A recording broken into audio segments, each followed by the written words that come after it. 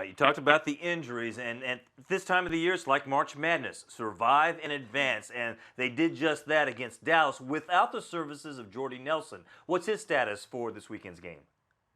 It was nice to talk to Jordy, by the way, guys, on Wednesday afternoon here in Green Bay, because he's a very well-liked player. He conducts himself very well, very professionally, and it was nice to see him and be able to hear him say he does not have breathing issues right now. He does not have internal issues.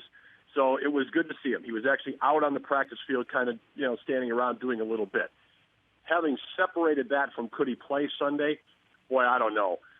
It just seems like to go out there with broken ribs, you're talking about his safety, you're talking about his pain tolerance, and as he said on Wednesday, you're talking about him actually being able to do something out there. He said in his words, I don't want to be running slowly or just be some random person out there. That doesn't accomplish anything. So when you lead the NFL in touchdowns for the regular season, you're not really referred to as a random person.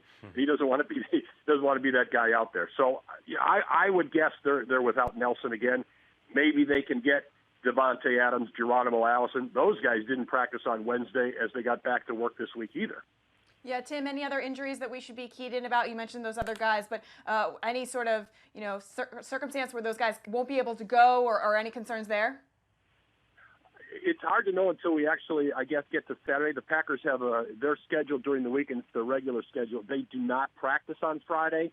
They have more of a mental day on Friday, and they have their final practice on Saturday. So they will practice Saturday and then go down to Atlanta. So the Saturday practice will be the biggest tell as to who's going to be healthy enough to play. They had their two tackles both go down at points in this postseason with what looked like concerning injuries. David Bakhtiari, Brian Bulaga, those guys are obviously critical to an offense that is predicated on passing the football and buying enough time with the run.